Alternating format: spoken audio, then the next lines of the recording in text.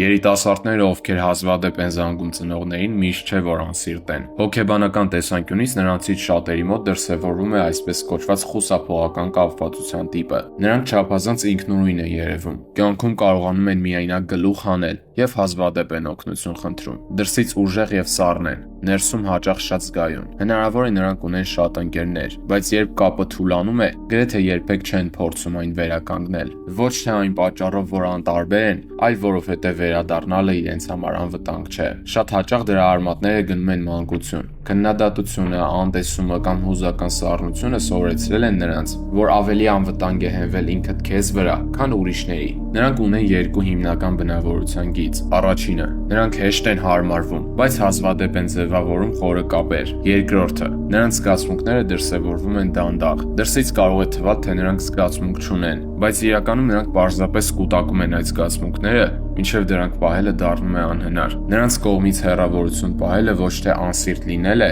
այլ գոյատևման ձև։ Միացիր մեր 37000 նուստիմին եւ զարգացիր ամեն օր։